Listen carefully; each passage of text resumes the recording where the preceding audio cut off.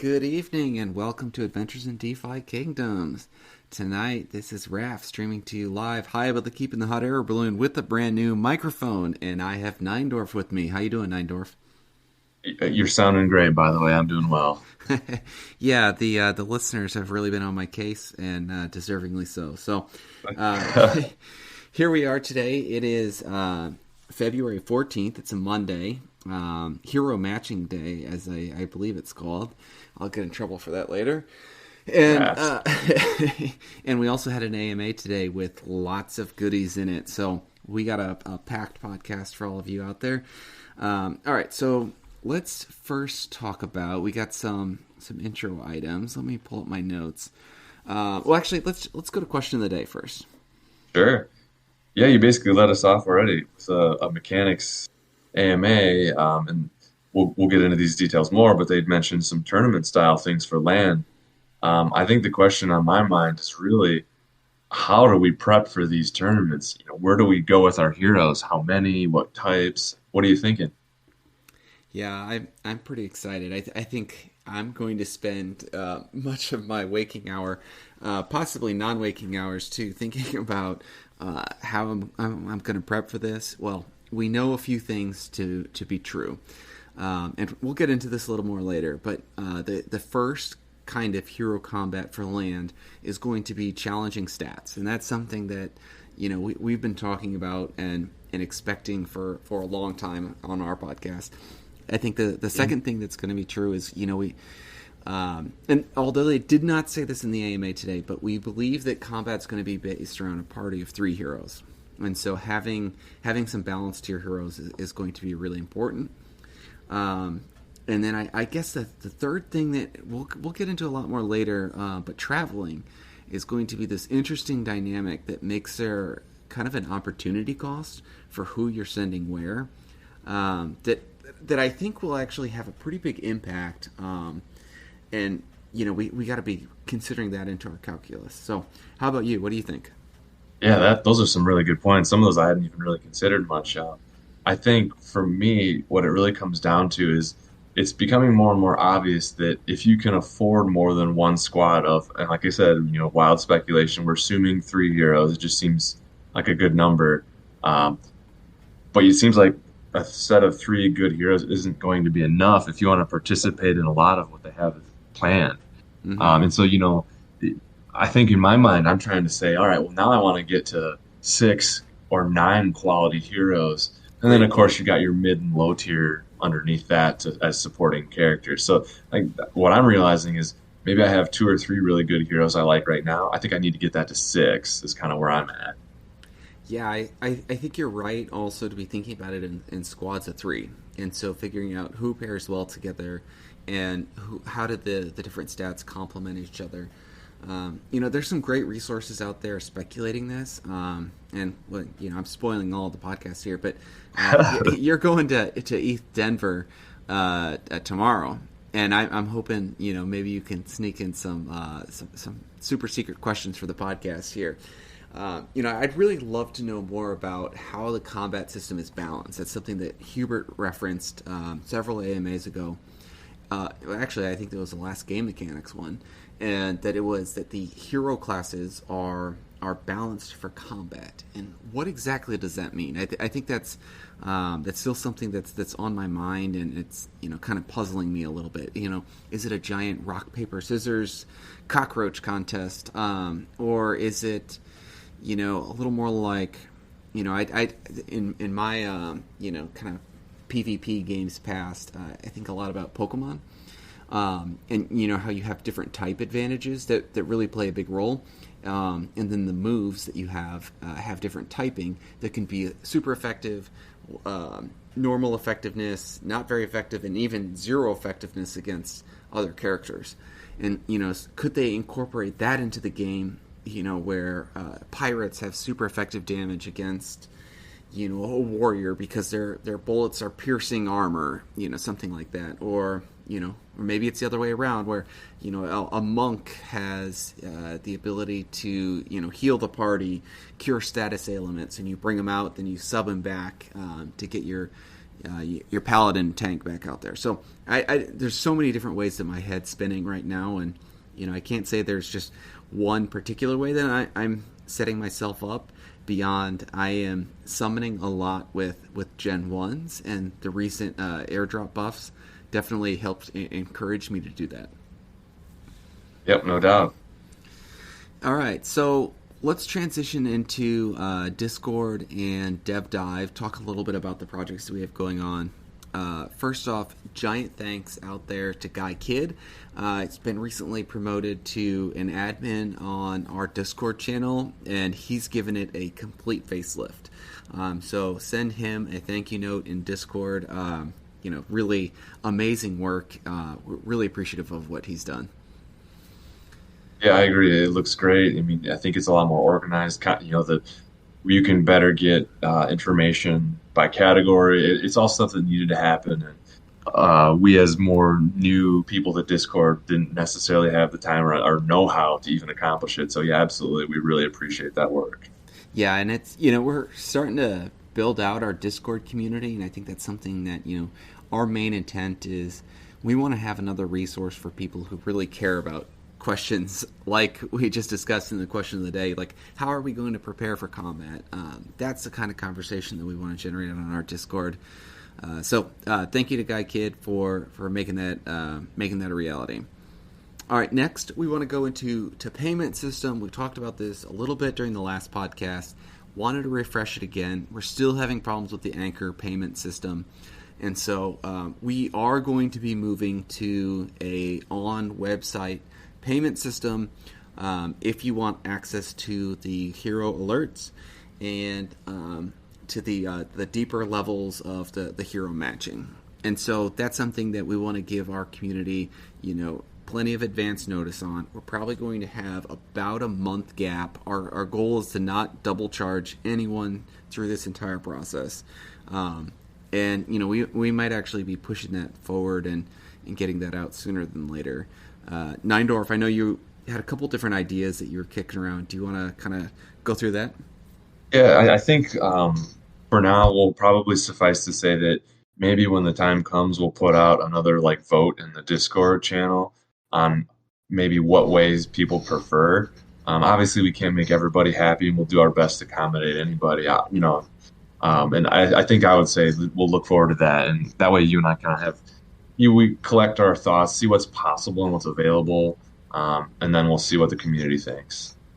Definitely. And I'm looking forward to that. I mean, our goal is, we need to cover the cost of the website, and I think this is something that is as much as possible. We also want to keep creating free tools out there for the community, and if you are going to support us, we want this to be as streamlined as possible. It needs to not be a pain in the rear for you. So thank you also to our listeners out there for your support. I mean, it really means the world to us and really keeps us motivated to keep going.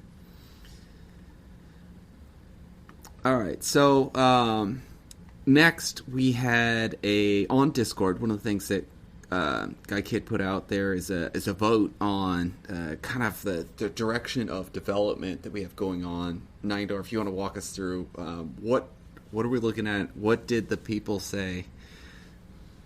Yeah, I'll pull it up real quick. So we got it to 7 categories of just kind of things that people had suggested or I had on my roadmap. And it's as it built out and more people were suggesting things, which is great, by the way. Keep the suggestions coming. We'll roll as many as we can in. It was just too many to get to at once. And I was like, you know what? Why am I picking these? Why don't we just let the people kind of pick, and we'll migrate where people want to see new content.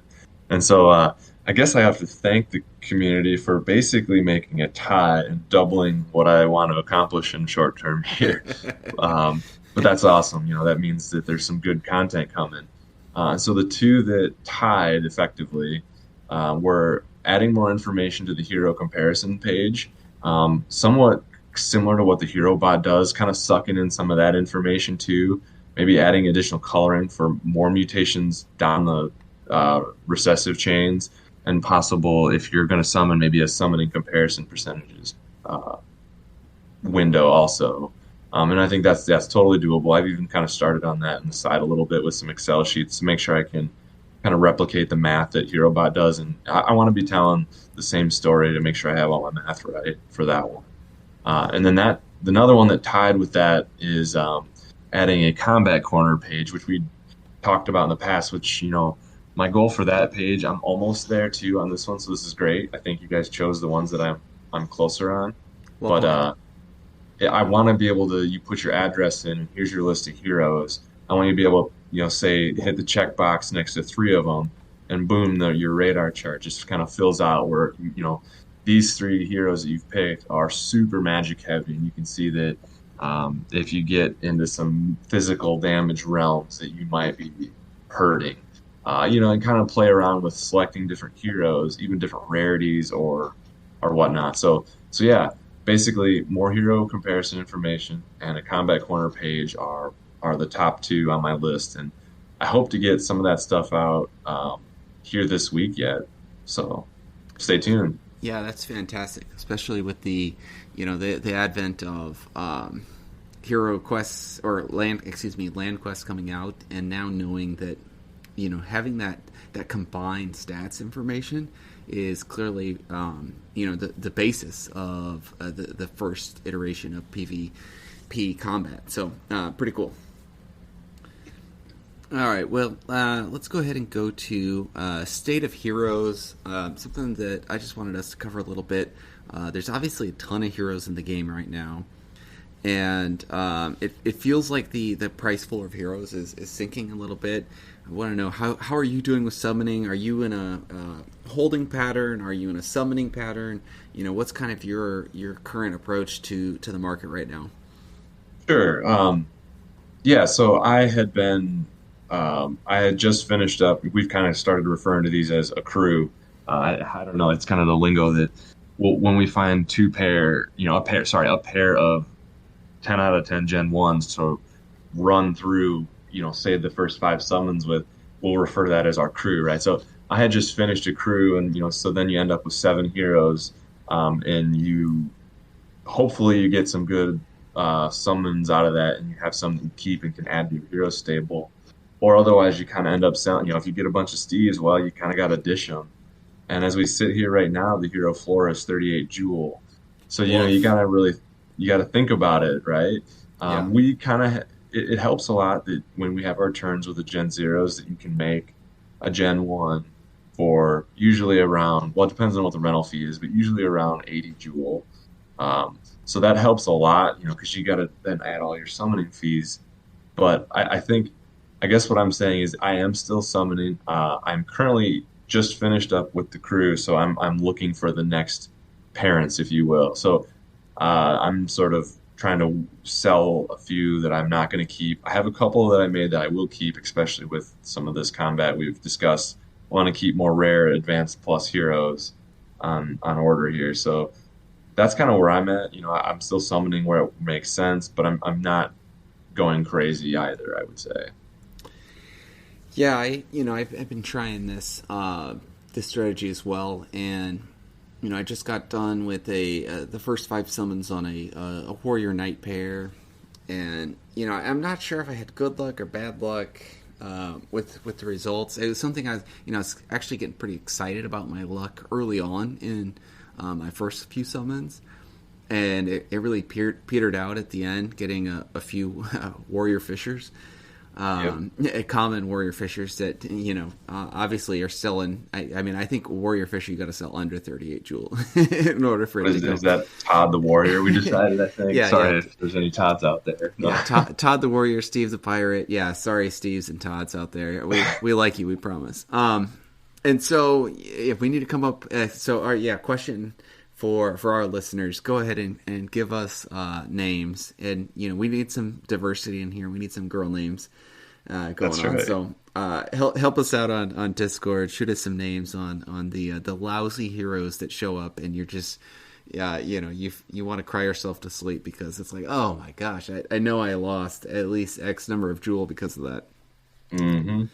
All right. Anyways, I digress. So I got done with my pair of a warrior and a knight, and one of the things that I felt like I was also battling is I purchased them about 2 weeks ago when, these Gen 1 Pures were going, anywhere between 100 and 130, depending on how bad the purchase bots wanted to screw you that day. Yeah. And now we're at a place where I picked up a Pure for like 88 Joule the other day, Wow. and now I'm out of money though. So or at a Joule. So Jules been converted to heroes. yes, it sure has. Every podcast I feel like I'm at a new all-time high. So we'll see what happens. I've also been a little hesitant to sell with the airdrop that it's the snapshot is sometime today, probably late at night. And so I'll see if I can sell some more. Maybe tomorrow. But then, like you said, now there's a few heroes that I was. Actually starting my next pair of a monk and a pirate, going for that ninja class. One's a forager, one's a fisher, and so I feel like I got a pretty high chance at coming up with some decent offspring. And one of my first pulls was a 5 of 5 rare ninja forager, and I haven't gotten. Yeah, I tried to price him around the floor, which a couple days ago was around 220 Joule. He didn't go. And I've been questing with him, of course, and now I'm starting to wonder, do I want to list him? Because he could be, being a rare, he could be decent for combat. I don't know. What do you think I should do? Yeah, so that's kind of funny because that's pretty much the exact same pull I started my one of my previous crews with as well, and it takes great because first of all, a pull like that on the number one summon really takes the pressure off. You're in the money. Yeah. But I'm still holding my 5 of 5 rare ninja I got too because it's the same sort of deal. Yeah, I did the same thing. I dipped your toe in the market a little bit, and then it's like, you know what? Actually, he's got a couple runes for me. It's funny. Mine's a forager too, so it's literally almost an identical pull. And I'm just gonna hold because Yeah. he's paying off, and he'll be once he hits level 5 in a few weeks. I think he'll be a solid hero. Yeah, you never feel good if if they go right away when you list them on the market. It's a little bittersweet. It's like it's great to have that jewel in your pocket, but at the same time, you're like, oh, did I price him too low? Could I have done Exactly. better? So it's that constant balance. All right. So that's our Gen 1 strategy that we've been working on. And of course, that's really powered by the alert system, being able to buy those, Gen 1s and then matching them, trying to find that ideal pair and that ideal match. So next thing we want to talk about a little bit is Gen 0 giveaway. So unfortunately, one of our first winners never responded on email, which probably means they did what most people do for a King Sumo tournament, or King Sumo giveaway, where they entered every single email they had under the sun, and the one that won is an email that they don't check often. Anyways, Yep. we have a new winner, and we're trying to find a time that lines up for us and a time that lines up for them. And so we're probably looking at 3 or 6 days from now. And again, now is February 14th, Monday in the evening. So, we'll reach out to that listener.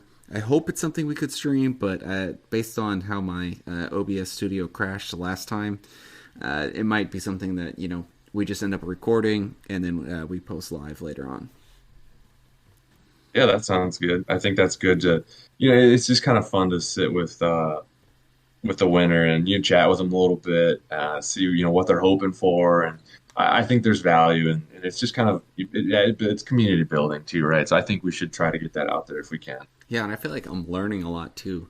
Like I feel like the IQ of our Discord channel is raising my IQ just by hanging out in there. So I mean we've brought in the right crowd, so it's pretty neat, and I feel like I'm learning from the team there. All right, so without further ado, the amazing nuggets inside the AMA notes. All right, well, let's start with kind of the slow one. The first thing they talked about was, and I should say, I am reading Sandwich Punch's notes. I had a prior engagement today, and you did as well. And so we're going purely off note form and what we saw in conversation in Discord. We were not there. So we are at the mercy of our research at the moment and our interpretation.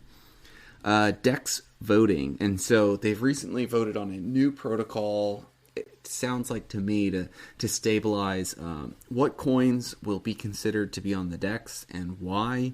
As lackluster as this item might seem on the surface, it's something we kind of. Actually, we had a really creative question from one of our actually now an admin, Titan Tom, on our Discord, talking about what role does Dex play in the game. We're still trying to come up with an intelligent response to match the intelligence of the question. But I feel like the stability they're putting, or the efforts they're putting into creating a stable Dex, is really important. And so, although this is kind of slow from a gameplay standpoint, I think it's really good to have this structure in the back end, and the way they do voting protocols as well. I really like it. And, it's a community project, and so people vote on what they want, and those voters are investors in this project, and so in a way they're also really listening to what people have asked for out there. Yeah, I think I totally agree. I've been meaning to do some research on this as well. And kind of as you alluded to, we're not really there yet. I think it's a great point though, and it's kind of bringing up it's the concept of an antithesis against the game. Like we're all really bullish about that, and we just want to. It's easy to get your blinders on, so you kind of have to have that healthy skepticism of anything you invest in. And so I think that was Titan Tom's point, was like, how can we be sure we're basically making the right decision, keeping our assets in this game, and I love that concept. So stay tuned, listeners. We'll do our best to come up with, as you said, an intelligent response, and try to get some good thought provoking discussion. Maybe one of these next podcasts. Yeah, for sure. All right, so the next item, a lot of shrouded mystery here, but the perilous journey. And so I'm going to go ahead and bring up the exact notes from the AMA. Perilous Journey. And this is, Hubert mentioned this. We will talk about this a lot more in detail at the event. And I believe they're referring to ETH Denver, which takes place tomorrow. But to give you an overview, there was a promotional video about what happened. Someone in Crystal Vale arrived in Serendale. So now they are aware of Crystal Vale, but they don't know how to get there. So there's a call for heroes to help chart a path to Crystal Vale. This will involve hero burning and a lot of unique rewards that I think you guys will be excited for. If you ask questions about it, we aren't going to answer them in this AMA. This is coming very soon. What do you think about this? I mean, this is a giant drop in terms of content. So let's hear what you got. Yeah, I mean it's really funny. One of the Crystal Vale sneak peek, they literally showed a card like on fire. So we kind of figured this was coming, and I think it's great that they actually kind of confirmed it. And as we were sitting here talking about the hero floor being at 38 Jewel, and I don't think I've ever seen it at 38. I've seen it at 39 before, but that's going to be a mechanism that's going to help keep that at a reasonable value. And I say reasonable, and I guess the sense that what you spent to create that hero, you're able to get some of it back. Mm-hmm. I mean, it's great when we have really low hero prices for entry level players to get in, but it's very difficult when you have people who have invested into it. And if they do get a bad summon, and if the floor price were to continue dropping to like 20 Jewel, I mean, the cheapest one you can create heroes is 32 Jewel. So you've taken a sizable hit. So I think personally, I love this mechanic, and I think it needed to happen, because you can't just infinitely create heroes. I mean, it's just that model doesn't really work. It's kind of like crypto coins, that some of the cryptos where they create and inflate their coin and they make more and more all the time, end up having problems sometimes because you've got reckless supply, right? So you have to have a dampener on that. And I think this is a great way to do it. It fits into the story. It's logical. I love it. Yeah, a term to borrow from my Pokemon days again. In the mobile game Pokemon Go, I called it the Pokemon grinder, where you would send your Pokemon out to quote unquote research, and they would return to you as candies that you could feed your other Pokemon. So a pretty morbid outlook on how you do that. But again, a method to, a game balancing method that is tried and true out there, I'm sure, with lots of other games in the marketplace. So, I'm really excited about the Hero Grinder. So kind of my reckless speculation here, and I'll have you give me your thoughts after I share. But I think, you're going to send heroes out on a boat on a trip, and I think there's going to be like X% that, 3 heroes or 4 or up to 3 or 4 heroes don't make it back. And just like you send 6 heroes out on a quest right now for mining, foraging, or fishing or gardening, that you would send an X number of heroes out on the boat quest, and that you always know that you might have a few heroes that die off along the way. And so I think there's going to be some strategy to, if I'm going to send my mythic over there to Crystal Vale, I sure as shooting better have some cannon fodder in the way to make sure the Steve the pirate or Todd the forager, or excuse me, who is Todd again? Is he? Oh, Todd I think the warrior we're gonna go with. Yeah, Todd the fisher fall off the boat first. Yeah, the red shirt in Star Trek, right? Yeah, exactly. Yeah, one of my favorite memes of all time. Oh boy, I'm really going off the rails tonight. Keep going, it's fine. Scotty from the Enterprise series of Star Trek, the first series of Star Trek. He says, "Lady, you think the Scottish are tough? I'm the only red shirt who's made it through all the episodes." So yes, the red shirts in Star Trek, Steve the pirate, and Todd the warrior, who. We need some cannon fodder to go overboard here. So what do you think about that mechanic that there's going to be some risk, and you got to make sure you send some of your less than desirable heroes over to Crystal Vale? Yeah, I think this is, like I said, it'll help the hero floor price, because I can imagine if say you're down to just your good heroes and you know that you have a chance to lose, say, 2 of 6, I could see legitimately going and buying 2 floor heroes just at that moment, just in time, if you will. Insurance. You're right. Yep. And then I there's got to be, is there a reward, or do you get some compensation on the other end for losing a hero? Like, does Crystal Vale pay you tribute for your lost warrior? I don't know. We'll see how that turns out. I definitely think that mechanism's in place. Yeah, he says this will involve hero burning and a lot of unique rewards I think you guys will be excited for. So clearly Nice. the journey itself is going to be worthwhile. So, gosh, it's kind of challenging because, something else, and I mean, let's just go ahead and segue into land. So it's going to start to release, and we'll talk about that PvP style in just a second. But they also reference that there's, 949 lands available here in Serendale, and that there are more lands available in Crystal Vale. And so we don't know the timing of when lands in Crystal Vale will be available. We know for sure there will be professions over there, and from the sounds of it, it sounds like there are going to be other resources that you can get in Crystal Vale that would be more scarce or completely not available in Serendale. And so there will be value to, risking that journey and sending some of your good heroes that could be very talented at acquiring those resources, or in the future, the land that's over there in Crystal Vale.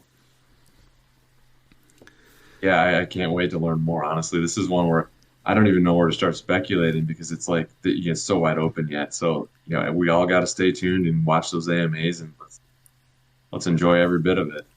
Yeah. All right. So the next major point is land tournaments, and they say they're in the works. Can't give you a deadline, but as far as the way it's going to work, it will be our first foray into PvP, so player versus player combat. It won't be full combat, but it will be PvP in a simplified tournament where it'll be a stat-based and it will be based on a best-of-7 match. It will allow us a starting prototype of things that we need to do for the combat system. We'll need to be able to display what happened in the combat interactions in a sequential approach. This allows us to do what gives players something fun to do and compete for land ownership. This one is like, wow. Really kind of opened my eyes and got me super excited, as we talked about in the question of the day.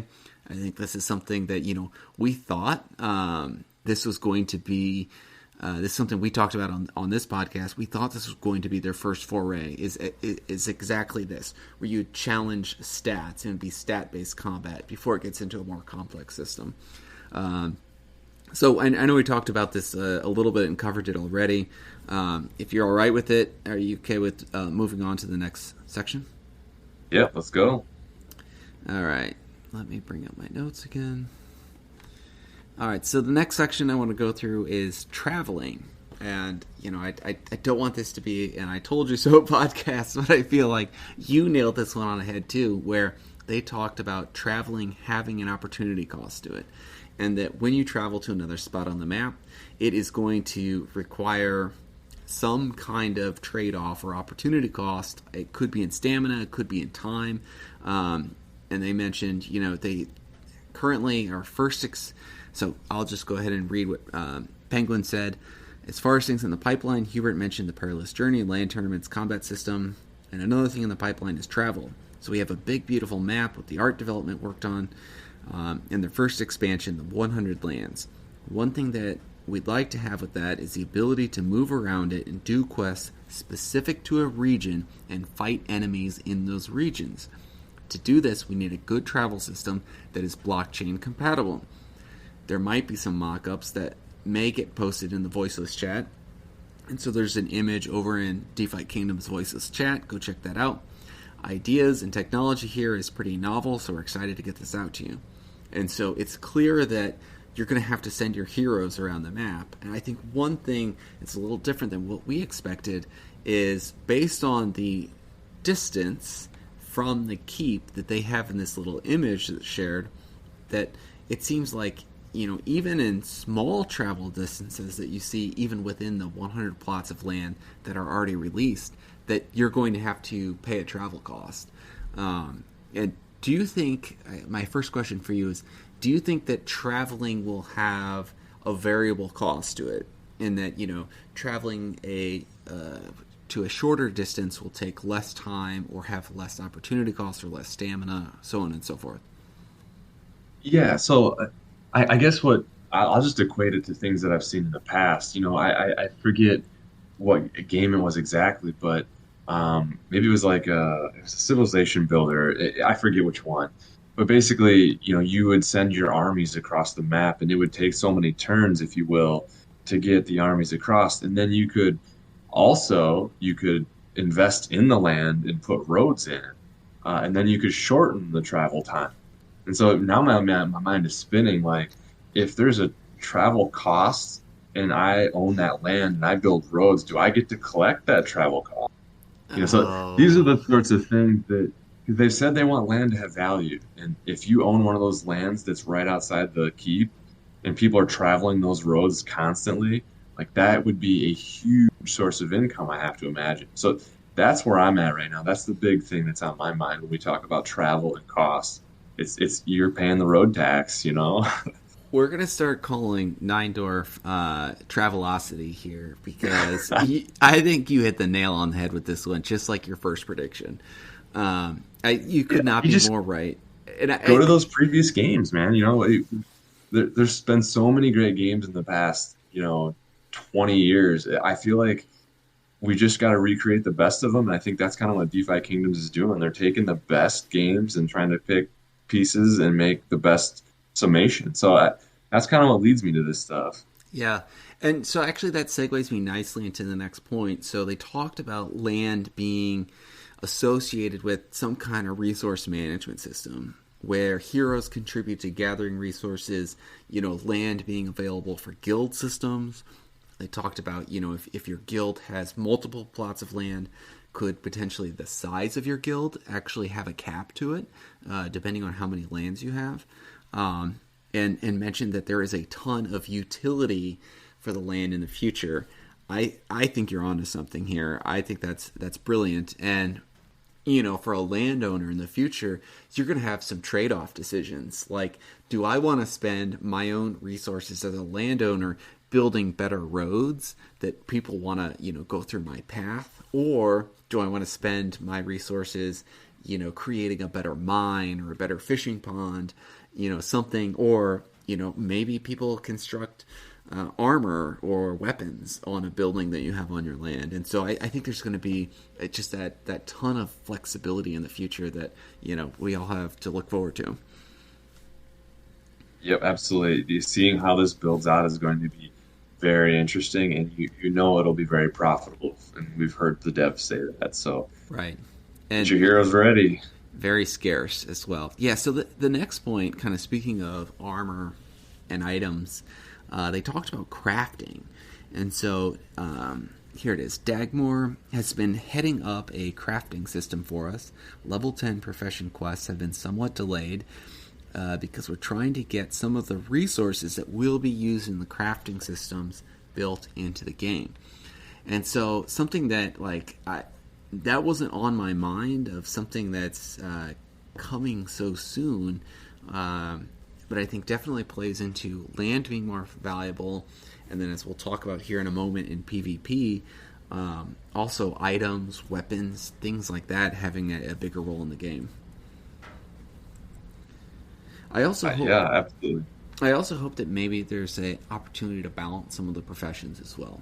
Pretty clearly, you have mining, far and away the best profession in the game for most, or most with Lockjewel, and then the other three, depending on the amount you have locked in the gardens, are either equal, or gardening could actually be even better than mining for you.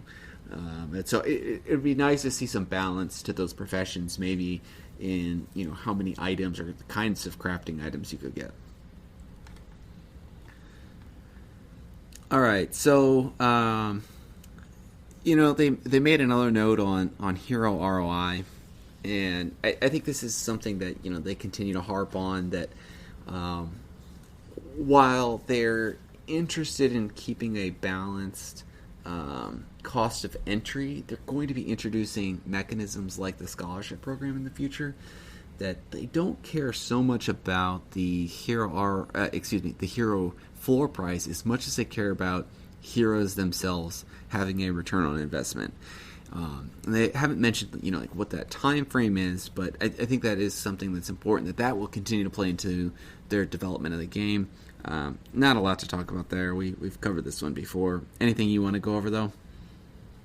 No, no, not this time. I think you nailed it. We've kind of hit this point, and if there's any more real data, we'll get it to you guys. Oh. All right, so next we got some major nuggets on combat. I'll just go ahead and read some here, some of the notes from Sandwich Punch again. Each class has its own skill tree that you can pick from.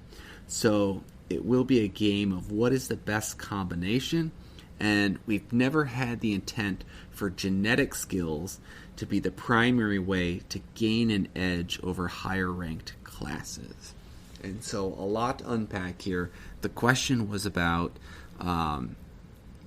what about the genetic skills that we're just learning about? And again, that's active 1, active 2, passive 1, passive 2. These genetic skills have the ability to mutate. And I think the question was based around, how does the value of older heroes work before we knew that was in place? And then also, are we just going to, do we need to target transcendent genetic skills as the way to go in the game? And it sounds like there's going to be, they play a role, but are not the only item. So I'll continue here with some notes and then get your feedback on that. So we will also have equipment and other items. There will be a lot of moving parts. A weapon you might have could give you an advantage, or there will be armor. There won't be any one piece that is the complete solution. So, what is your initial reaction, Neindorf, and how is this impacting your thoughts on combat?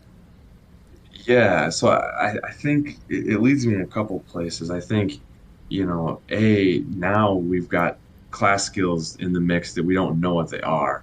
So it's obvious that there's going to be some classes that are maybe going to deal out, buffs or debuffs or crippling things, for example. And then, I never really considered this until today, but there's a class called the Summoner. Gee, I bet he's going to summon creatures to help you.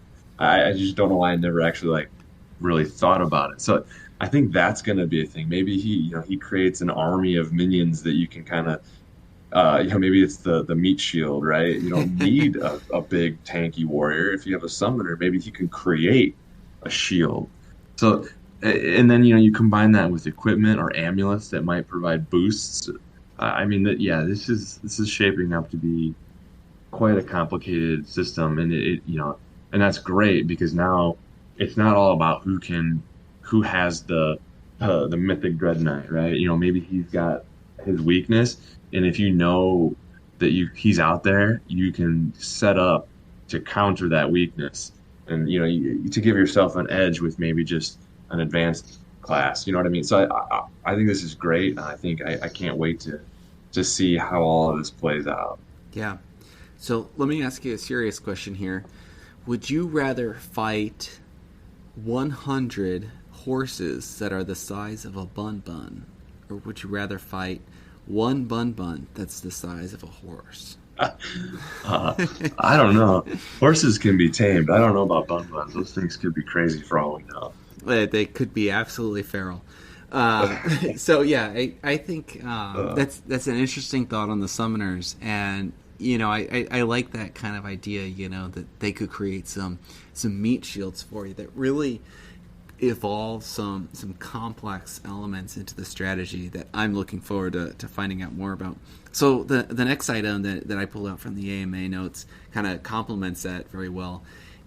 They talked about how genes and subclasses could play a role in combat in the future, and reference that or not the genes but the stat boosts, and so your blue stat boost, your green stat boost, those might have some kind of contribution to combat in the future, as well as subclasses could play a role in the skill tree that you have available to you. I thought this was pretty cool. And I know you and I have talked about this before, that subclasses right now are they contribute towards your stat growth, but are otherwise pretty ho-hum when it comes to how we've been including them in the calculus of what you do. So what's this mean to you? Yeah, I think you're right. I think they had definitely taken the back burner in my mind, the subclass. It's kind of run the full gamut as we learn more. I feel like originally we were saying that, before the professions had come out, we're like, maybe professions aren't that important, and then they were the most important, and and then the blue and the green genes were the most important to go with the profession, and then it was like, oh wait, maybe these hidden genes are the most important, and now we're like back to subclass. And pretty much what I'm realizing is that everything is important, and the more match you can get between all of the items, the better you'll be. But we just don't really know what matches yet. So, it's kind of funny to come full circle on some of these items. Yeah, but what I'm learning is the devs know what they're doing, and they're going to create a nice, balanced, complicated system. So I think that's going to be great long term. Yeah, I think the skill tree is where you'll probably spend your skill points as well, don't you think?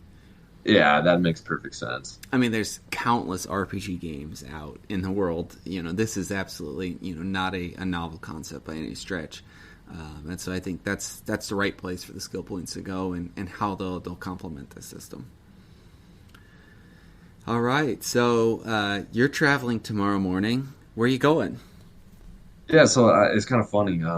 I just had a work trip that just come up last minute, sending me to Denver tomorrow until the end of the week. And I was like, wait a minute, I kind of feel like I saw something on Discord saying that that was ETH Denver this week. So I went and looked up, and sure enough, yeah. So I would really love the opportunity to stop by. I know the DeFi Kingdoms, they have a delegate of people that are there. I'm really hoping I'm able to attend, at least in the evening hours after I'm done with at the Fiat mine, if you will. Hmm. But what I'm noticing is that it seems like passes are hard to come by. So, I'll let you know what I find out. But I'd love to be able to do a little bit of a meet and greet and maybe get some inside info. And we'd love to invite one or any of the devs on our podcast too. So we'll see what we can pull off. But I just got to figure out how to get that pass so I can get in, or I'm gonna have to find a back door or something. All right, listeners who are going to ETH Denver, help Neindorf get in. Shoot him a message on Discord. His Discord information will be at the bottom of the show notes. Or, I know you like beer, and there's some pretty good breweries in the town. So, maybe you could go grab a beer somewhere with someone. That's right. Yep. Yeah, I will say I loved going to the Coors Brewery. I never enjoyed a Keystone as much as I did straight from the tap of Coors itself. That was good. It's just a special way to do it, isn't it? Oh yeah. Well, good luck on your trip tomorrow. That's pretty exciting. Safe travels. And that's it for us today on the podcast and Adventures in DeFi Kingdoms. Any closing notes from you, Neindorf? I think the only note that I really have is that with all of these complexities, and we're trying to do our best to predict the way this game is going to go to give you, our listeners, a heads up or a head start if possible. We'll keep doing that, whether it's even a person, a face to face with the devs, or if it's just through some analysis and our history with games. But yeah, keep listening, and we love hearing from you guys in Discord and sending us these suggestions on the site. So keep it up, guys. Let's keep building this community. All right. Well, thank you very much on behalf of Neindorf and myself. We hope you guys have plenty of success out there questing, and good luck, friends.